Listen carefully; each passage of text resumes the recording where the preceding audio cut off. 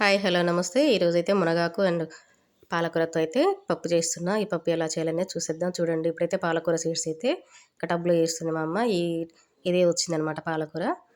ఈ పాలకూరతో అయితే పప్పు చేస్తున్నా. ఈ పాలకూర కొద్దిగా ఉందని చెప్పి ఇంకా మునగాకు కూడా వేస్తున్నాననమాట. ఈ మునగాకు తినడం వల్ల చాలా మంచిది ఆరోగ్యానికి, కళ్ళకు, జుట్టు పెరుగుదలకి ఇంకా బావుంటదనమాట. పప్పు అయితే కడిగి దాంట్లో కొంచెం పసుపు, టమాటా, ఉల్లిపాయ, కరివేపాకు ఇవన్నీ పాలకూర కూడా కట్ చేసుకున్నా కదా, ఇవంతా వేసుకోవాలనమాట. ఇప్పుడైతే మునగాకు, లేత మునగాకులు తీసుకున్నా నేను. ఇంకా అదైతే కుక్కర్లో ఉడికించి పక్కన పెట్టుకున్నా. ఇంక ఇప్పుడైతే పోపు కోసం అయితే వెల్లుల్లి ఇంకా ఇవన్నీ వేసి పోపు చేసుకుంటే ఇంకా ఈ పోపు రెడీ అయిపోతుంది కదా. మనం బాగా ఉడికించుకోవాలన్నమాట. ఆకులైతే కనపడొద్దు.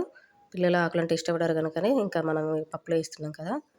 ఒక 2 విజిల్లు ఎక్కువ వచ్చేలాగా ఉడికించుకొని పక్కన పెట్టుకున్నాను నేనైతే. సో ఇప్పుడైతే పోపు రెడీ అయిపోయింది కదా. ఈ పోపు అనేది పప్పులో వేసుకుంటే పప్పు అయితే పాలకూర పప్పు రెడీ.